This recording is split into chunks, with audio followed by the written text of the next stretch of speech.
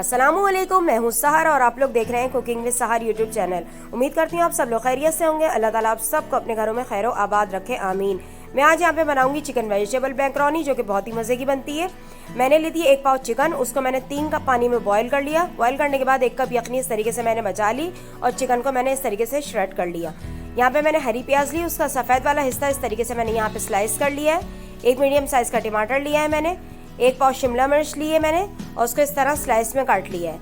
1 पाव बंद गोभी, 1 पाव गाजर, 1 पाव हरी प्याज, 1.5 खाने का चम्मच पीसी कुटी काली मिर्च, हस्बे जायका नमक और 5 खाने के चम्मच तेल। मैंने यहाँ पे लिए 500 ग्राम मैकरोनी 2 शेप्स में और इसको मैंने बॉईल कर लिया है। इसमें जाएगा 2 खाने का चम्मच सफ़ेद सिरका, 2 खाने का चम्मच सोया सॉस और 2 खाने का चम्मच चिल्ली सॉस।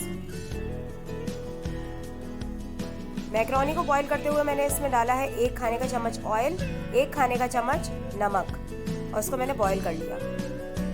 भगोने में मैं शामिल करूंगी ऑयल। हम इसे बहुत कम ऑयल में बना रहे हैं। ऑयल गर्म होने के बाद अब मैं इसमें शामिल करूंगी हरी प्याज का सफ़ेद वाला हिस्सा, जिसको मैंने बारीक स्लाइसेस में इस तरीके से कट कर लिया था।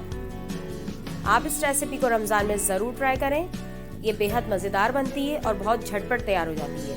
ये आपके बच्चों को और बड़ों को बहुत पसंद आएगी। प्याज को सॉफ्ट होने के बाद अब मैं इसमें शामिल करूंगी टमाटर। आप टमाटर की जगह इसमें टोमेटो प्यूरी भी यूज कर सकती हैं, 1/2 कप।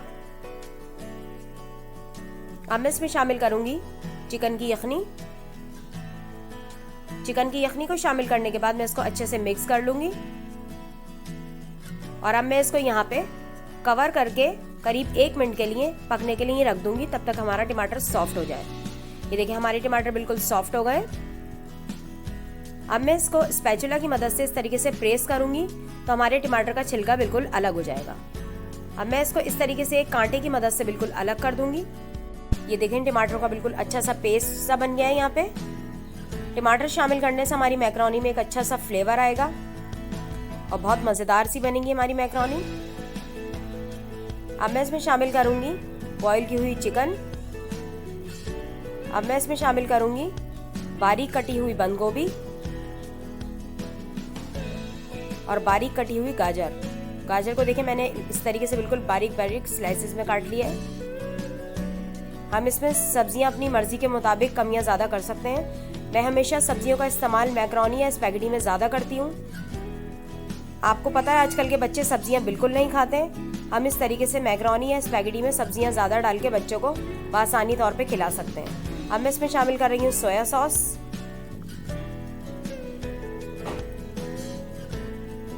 सिरका और चिल्ली सॉस। ये तीनों सॉसेस शामिल करने के बाद अब मैं इसमें शामिल करूंगी हस्बे जायका नमक और पिसी कुटी काली मिर्च। काली मिर्चें भी आप अपनी मर्जी के मुताबिक इसमें कमियां ज़्यादा कर सकती हैं। अच्छा सा मैं इसको मिक्स करूंगी ताकि मसाले और सॉसेस जो है वो अच्छे से इसमें मिक्स हो जाएं। ये देखें अच्छे से ये मिक्स हो गया है। अब मैं इसको कवर करके करीब 1 मिनट के लिए इसको पकने रख दूंगी ताकि जो हमारी गाजर है वो हल्की सी सॉफ्ट हो जाए। ये देखें हमारी गाजर हल्की सी सॉफ्ट हो गई है।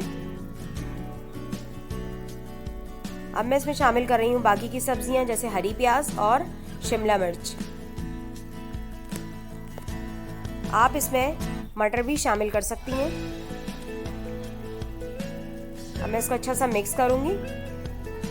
मिक्स करने के बाद मैं इसको तकरीबन 1 मिनट के लिए इसको भी मैं पका लूंगी ताकि जो शिमला मिर्च है वो हमारी हल्की सी सॉफ्ट हो जाए। अब मैं इसको यहाँ पे कवर कर दूंगी करीब 1 मिनट के लिए। 1 मिनट के बाद ये देखें हल्की सी सॉफ्ट हो गई है शिमला मिर्च और सब्जियां अच्छी सी तैयार हो गई हैं। अब मैं इसमें शामिल करूंगी बॉईल की हुई मैकरोनी। मैकरोनी में हमने बॉईल करते हुए 1 चम्मच ऑयल का इस्तेमाल किया था और बॉईल होने के बाद भी मैंने इनको जब बास्केट में रखा तो 1 चम्मच ऑयल लगा दिया। तो इससे हमारी मैकरोनियाँ आपस में नहीं जुड़ी, बिल्कुल अलग अलग हैं। आप भी इसी तरीके से बॉईल करें। ये देखें कलर कॉम्बिनेशन इसका कितना खूबसूरत आ रहा है। ये बच्चों और बड़ों दोनों को बेहद पसंद आती हैं मैकरोनियाँ, स्पैगेटीज। ये देखें कितनी अच्छी तैयार हुई हैं। अब मैं इसको डिश आउट कर लूंगी और ये गरम गरम ही खाने में मज़े की लगती हैं। ये मज़ेदार चिकन वेजिटेबल मैकरोनी तैयार है। उम्मीद करती हूँ आपको मेरी ये रेसिपी बेहद पसंद आएगी। आप इसको ज़रूर ट्राई कीजिएगा रमज़ान में। चने की दाल की वीडियोस पे अच्छे कमेंट्स करने के लिए आप लोगों का बेहद शुक्रिया कि आपने मेरी वीडियो को बेहद पसंद किया। आने वाली वीडियोस में मैं आपको सहरी और अफ्तार की रेसिपीज़ आपके साथ शेयर करूँगी। इसी तरीके से आप मेरे चैनल को देखते रहिए, मेरी वीडियोस को पसंद करते रहिए। अपना ख़ास ख्याल रखिएगा। मिलती हूँ आपसे नेक्स्ट वीडियो में, तब तक के लिए अल्लाह हाफिज़।